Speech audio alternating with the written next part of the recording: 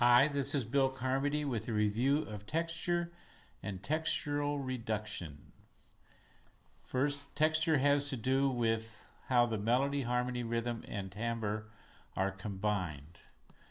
So if they're thick, dense, the notes are close together, there are a lot of notes, it has a lot of instruments in the orchestra playing, that could create a thick sound.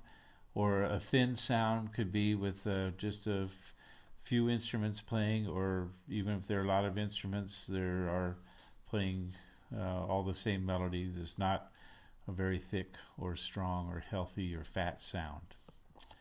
The range of the music has to do with the interval from the lowest note in the song to the highest note in the song, and that's the range.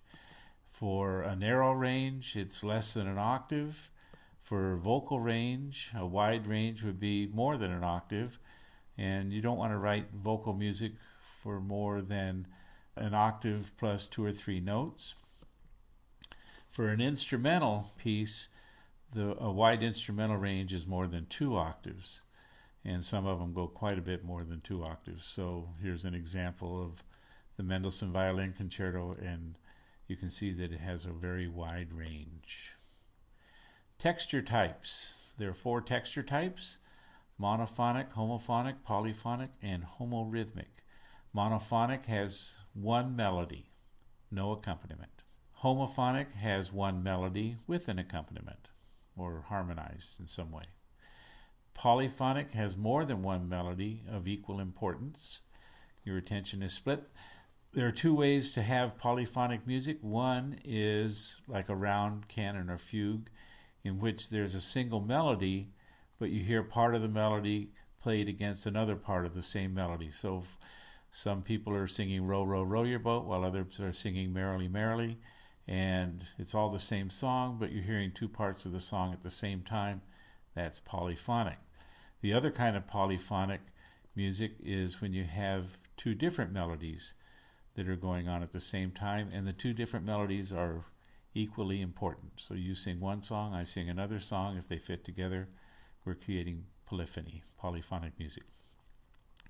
Homorhythmic music is when there's one melody, usually the top part, but it's harmonized and the other voices are singing along with it. So they have the same rhythm, and so that's why it's homorhythmic, one rhythm, but the melody is usually just one melody in it. Textural elements.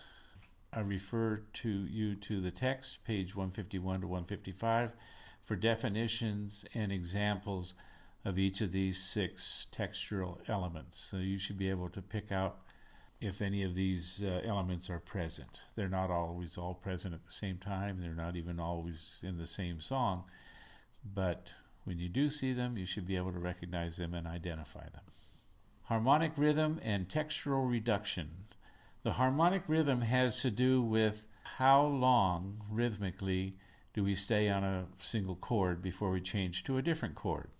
So in this example, Bach plays a C chord for all 4 beats of the first measure, and then he changes to a D minor 7th chord in the second measure, and he holds that for 4 beats. So the harmonic rhythm is whole notes.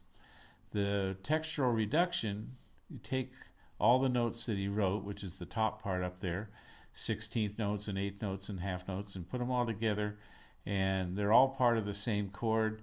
So when you put them all in the same octave, reduce them down so that you're only seeing the chord notes. Sometimes there may be non-harmonic tones in there as well, so you skip those because they're not part of the chord. When you're looking for the harmonic rhythm and the textural reduction, you're reducing the texture down to just the bare minimum.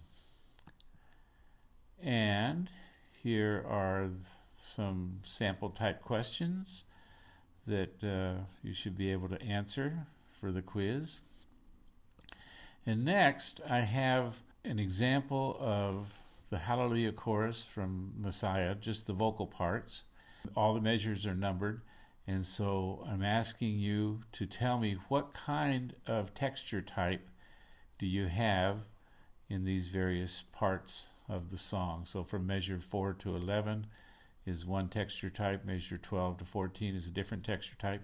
Sometimes the texture of a previous example will reappear. So you just say what you see, and at the end I'll give you the answers to all these. So here's the first of the 3 pages, and you can freeze on this for as long as you want to study what kind of texture you have starting in measure 4, what kind of texture you have starting in measure 12, measure 22. In measure 33, you only see the first measure, so you have to go to the next slide to see the rest of that. And I'm going to switch to the next slide now. And there's the second 2 pages of the 6 pages of the Messiah.